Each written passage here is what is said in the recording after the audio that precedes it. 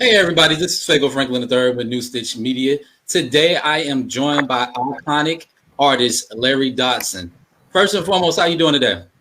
Man, I am absolutely well. Today's my birthday, man. I'm 7-0, 7-0 undefeated.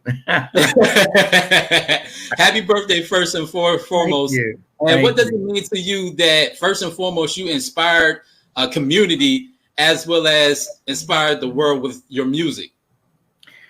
Man, you know what? I've never taken myself too seriously. I've always just tried to stay busy, and I will say that even through my tenure with the Barcades, we've always tried to lead and let others follow us.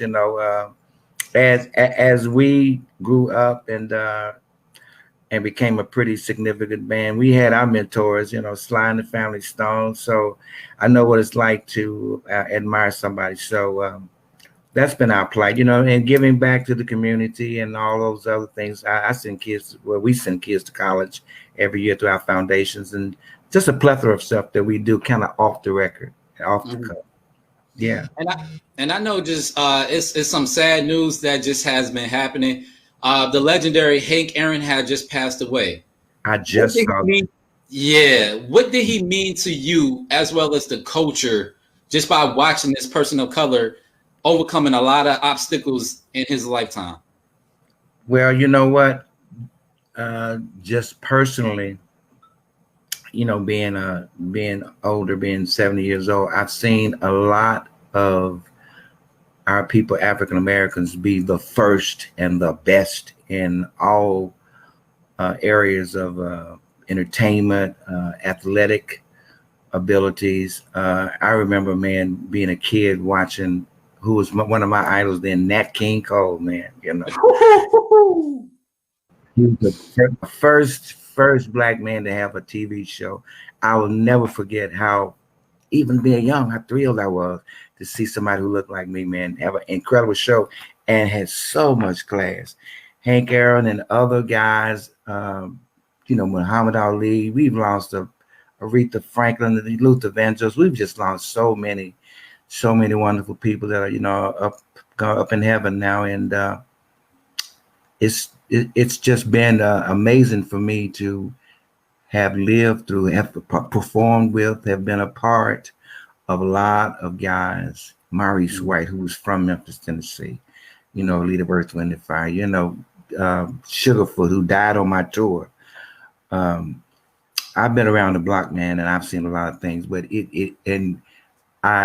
tears came to my eyes when I watched the inauguration of the night and seeing the first woman of color become our first a vice president of these United States. And I'm so glad we got rid of this drunk driver, man, that we called our president and gave the keys to somebody else who could really drive the car. You know what I'm saying? Mm-hmm.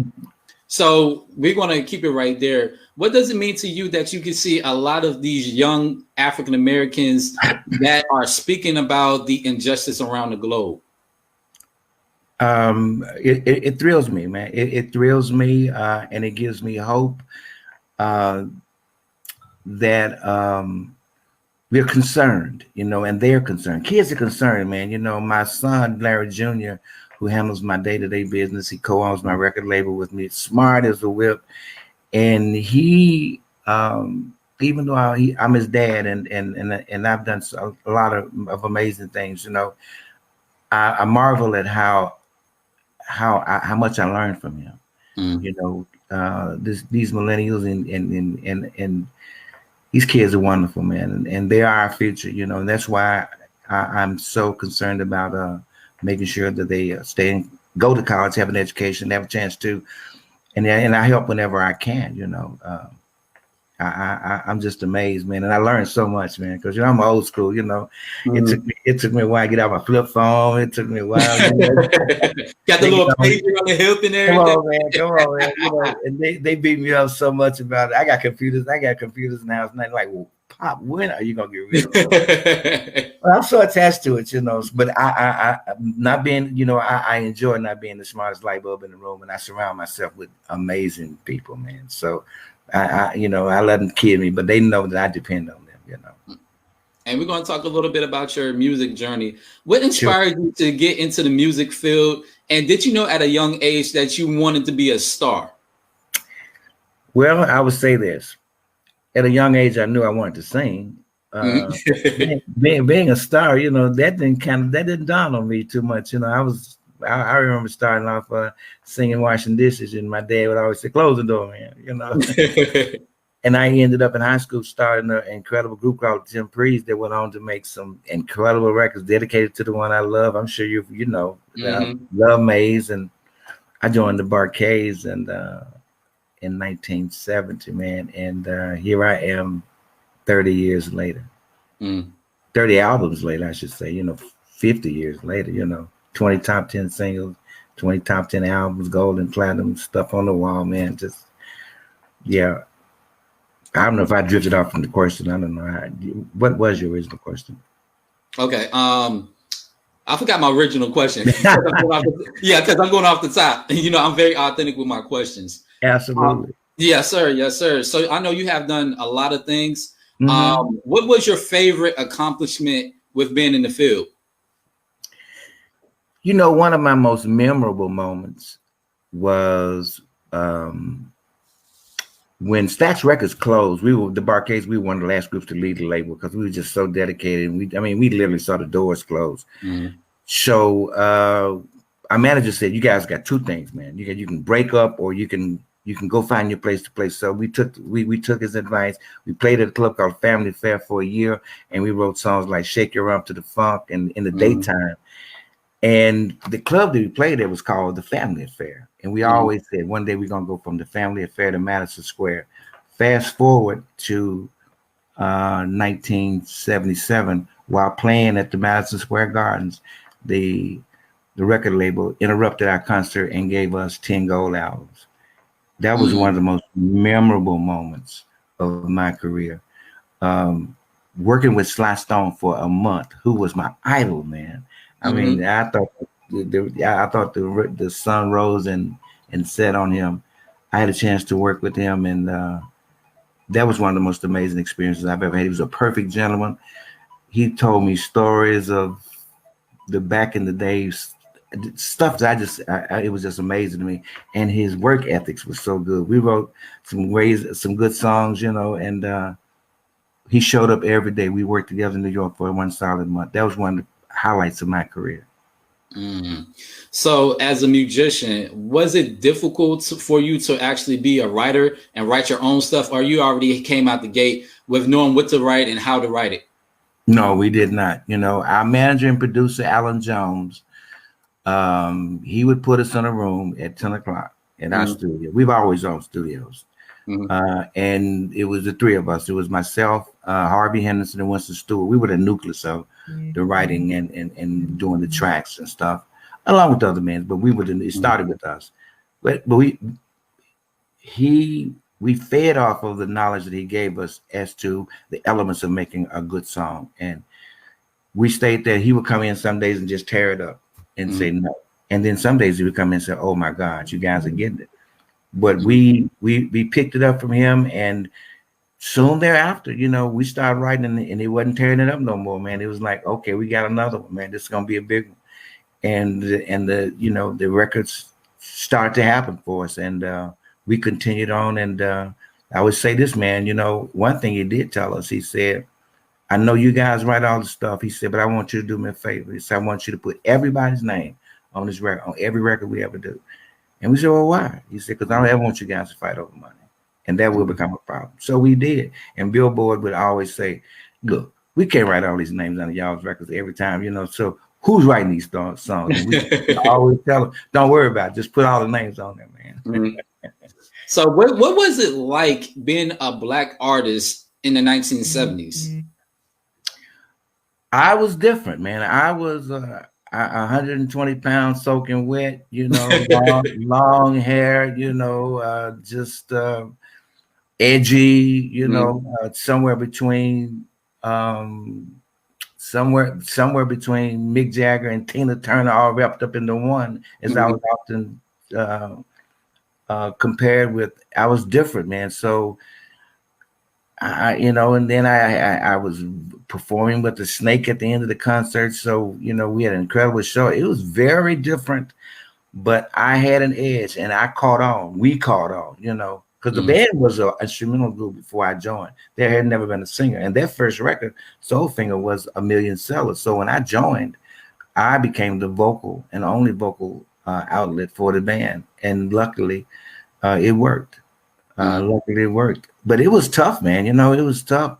We didn't pay a lot of attention to things that we should have, publishing and stuff like that. It was later in life that we started to really get all of that and get our business affairs. And luckily, we've done very, very well. We never sold ourselves out. Once we caught on, it was all right, man. What advice can you give people about breaking into the industry and actually sitting down and knowing the back end of the business?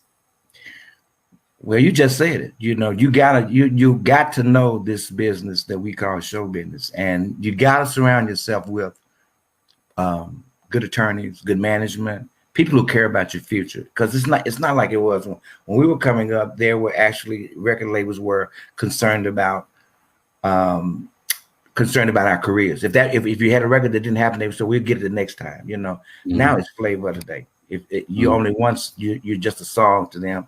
And I hate to say that, you know, but I would say, you know, seek ye first the kingdom of God, and all other things will be granted unto you. Keep your spiritual life together, and you'll find that'll keep you grounded for when the winds blow hard on you, man. And when you're right, man, right for generational wealth. You know, I mean, just I would say I love rap music, but ain't nobody gonna re-record back that ass up. It just ain't gonna happen.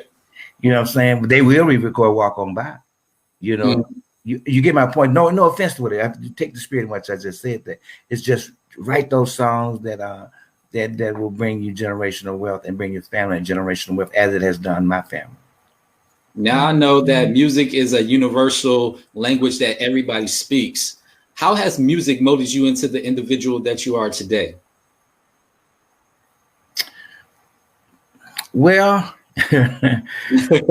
I would say to you and all the people watching and everybody listening, I mean, we were bad boys, man, growing up. You know, we were coming up. We had money and we had fame and fortune, and we took some bad turns, you know, in our career. But luckily for us, and I say that, luckily for us, God has kept his hand on us. You know, we lost the original group, lost 4 members along with Otis Redding in the plane crash. The group had been troubled with guys coming in. Now we had 2 other members that were killed and killed after that.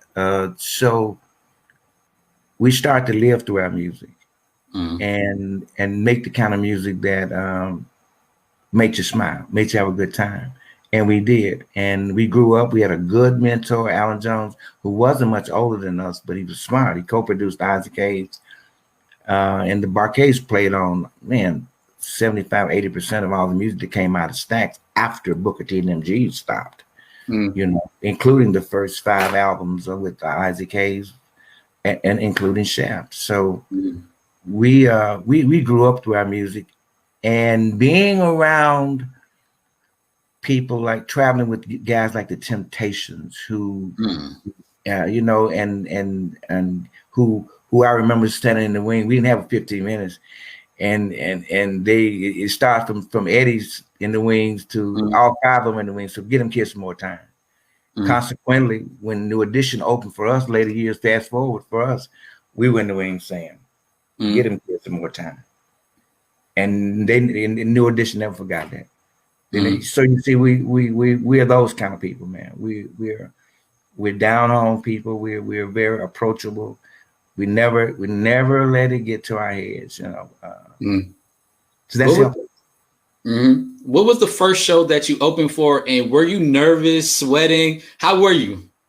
The very first show I did was at the Holiday Inn Ballroom. I had see, the Barcades were like these wild guys. I had on some red, white, and blue leotards,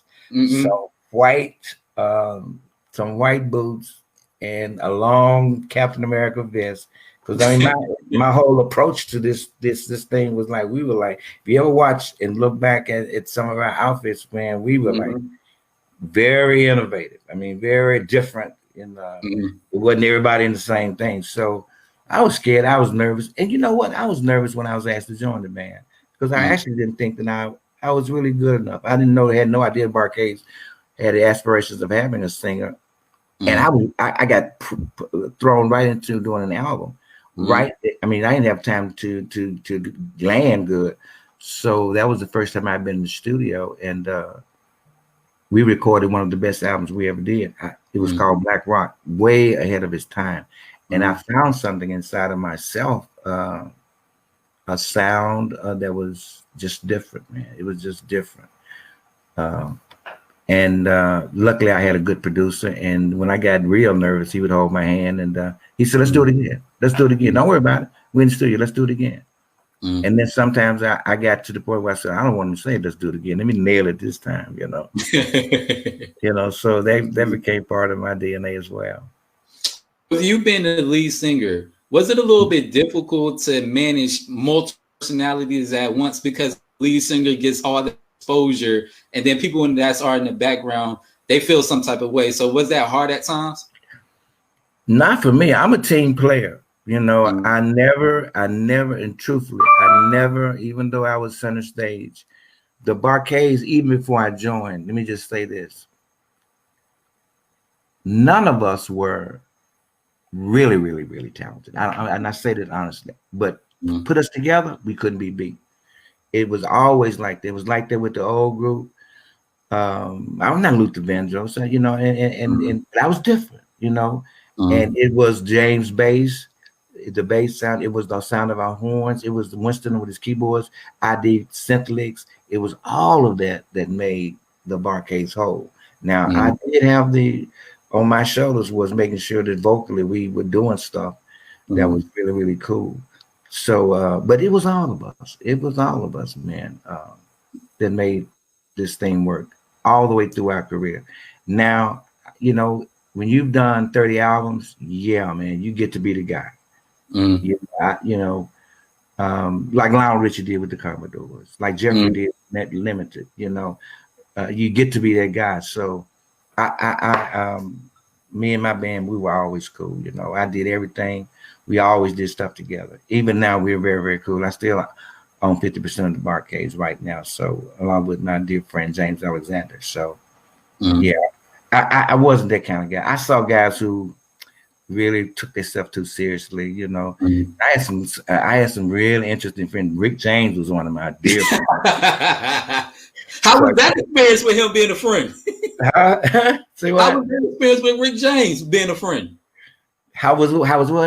How was that experience with Rick James being a friend? Wild. But like I said, I would tell you, I was wild too, so, and if you look, it was so interesting that when they did Unsung piece on the Barcades, they had pictures of Rick and then myself, and it was like we were twins. It's like, so Rick took a lot of what he saw me do in my hairstyle, and then he took it and ran with it, and he became just an incredible guy.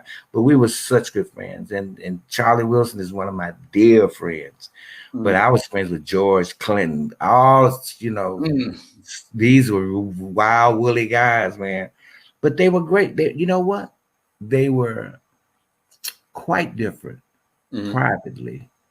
They knew they could talk about any subject. I spent just a few years ago, I spent a weekend. George and I rode from Mobile, Alabama on Mother's Day weekend. I said, George, I want you to do some stuff on my album. I said, but I can't ask you to come this weekend. He said, well, when you want me to go?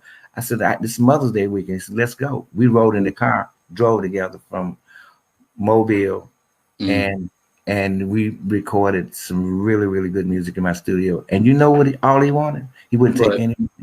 He wanted an autograph from Willie Mitchell. He said, if you can make that happen. Can you see? Do you understand what they said? As big an influence as George did, he had so much admiration for Willie Mitchell, who was the producer of Al Green. And on that Sunday, we made it happen for him. Willie Mitchell came into the studio, and it was so amazing to see George just like become a kid, But that's how we are. So I know you have a new album. Tell me a little bit about this new album and what inspired the album. Well, actually, I have a single. It's called "I'm Good." I retired in 2017. Not just from the Marqués, but period. And I've been married to a wonderful woman for 50 years. Ooh, And congratulations. thank you, thank you. It was 50 years in August 21st, and we just decided, you know what, let's just stop. We're okay, we've done well financially. We don't have to do this. But I missed it so much, man. I mean, I did not think I was gonna miss it like I did. And after about a year and a half, I decided to come back. But I had taken 7 or 8 months to find somebody to take my place. I got an incredible kid to do that with the Barcades. So I didn't bother that. I left that as it was. And I said, well, you know what? Let me try a solo career and just see. It was always on my bucket list, but I never did it. So my son and I, we created a new label. I'd always had a record label, here in Memphis, and it had 8 or 9 artists on it. So I've been a record guy, since 2003. But this was a new label. I hooked up with Charlie Wilson's producer, Wiley Morris, and we did this incredible record called "I'm Good." I'm working on the album now, and I'll tell you, I shouldn't probably tell you, but I'm going to tell you, the album is called "Yours Truly, Larry D." It's like a letter to my fans. Each song has a meaning to it, and we're deep into the album now. It'll be finished. So I'm Good is doing well, man. It's doing well. So I know you had mentioned that you've been married 50 years. First and foremost, how did you meet your wife?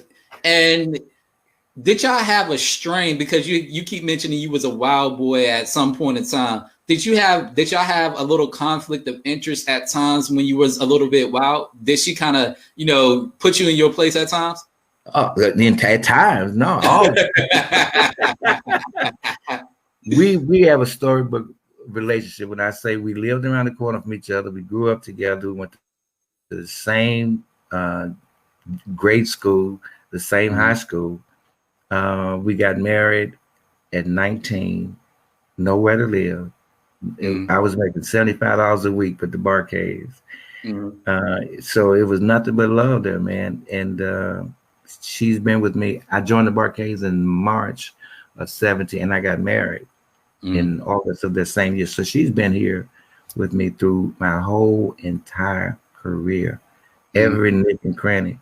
And she's the glue, and for those of you who don't understand what love really is, it escalates. If you can grab that, that's puppy love, but there is another kind of love that when you've been married to the same person and grew up and spent your entire life, the love it escalates to somewhere and something that's heavenly, man. I love her more now than I ever did. What advice could you give some of these young artists that are influenced by the perception of women and the perception of drugs and all this fame? What advice could you give them about, sticking to their identity and not getting affected by the influence of those things? Again, surrounding yourself with people who care about you. And when you do that, Fago, when you do that, you'll find that you get a lot of no's, instead of a lot of yeses. It's when I see kids, I have a booking agency, and we book shows, and we actually have done this since 1999, our own tours. And I find that when you got a kid that's 24 and his manager is 25, it's all about, they do the same stuff. You know what I'm saying? But that's not healthy. I can't admonish enough, and I can't say enough that you must surround yourself with people who know this business, who care about you, and say no to you and tell you things that just ain't cool, which will help you. You know what I'm saying? And it's hard to get tripped up if you stay on your knees, man. And my last question for you, what advice you give America about unifying and helping each other out, not just during the pandemic, but in life in general? I have a radio show that I just took on. I'm on a radio show here in Memphis. It's a news station, and I just took it on. And I have a segment called I'm Just Saying. And I was thinking about the same answering that same question. I do it on Saturday mornings from 10 to 12. You know, I look at a lot of people, even though we've had a pandemic, some very economic struggles, we've lost a lot of lives.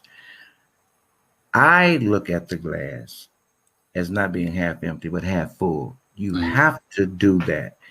You have to not give up. We as Black folks and white people having to share this God's earth.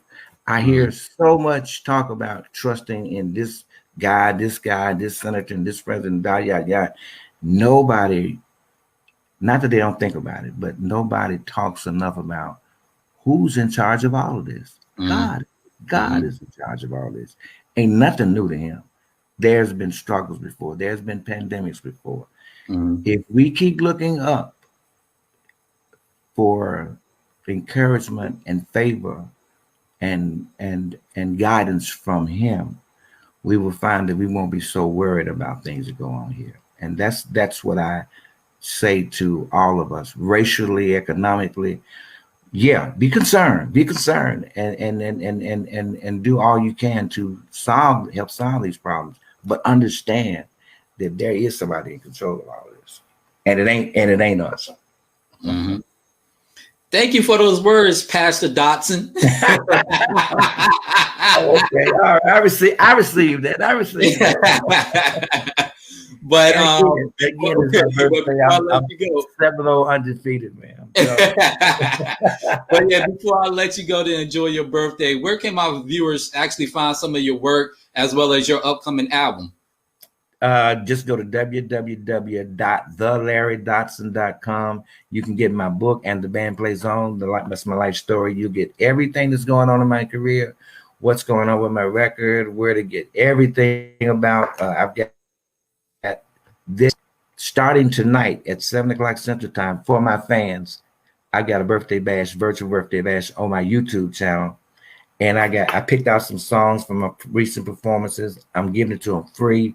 I'm going to let it stay up the whole weekend. People from all over the world and all over the country, political folks, they got a bunch of surprises. Some things I know they're doing, but a lot of shout outs. So it's a really, really big birthday bash starting tonight on my YouTube channel. Go to www.thelarrydodson.com. Get all the information. 7:00 tonight. You heard it from Mr. Larry. You know, he's going to have a big virtual party for his birthday. It's a bash. It's a bash. Amen to that. Amen to that. Thank you for joining me first and foremost. Definitely have a blessed one. For all my viewers, y'all can definitely find me on social media, which is my Instagram, SuperJournalist87. You can follow me on Facebook, which is Fago Franklin III. You can follow me on my LinkedIn, which is Fago Franklin III, or your Google, put in your engine, Fago Franklin III. All the exclusive content from your favorite artists, celebrities, athletes, as well as sports media personalities will be up there. Again, thank you, Mr. Larry, for joining me. Definitely have a blessed and productive day. Pastor Dodson signing off. There you go. You be well, my friend. Okay. Yes, sir. All right, now have a blessed one. Yes, sir. Yes, sir. Bye-bye.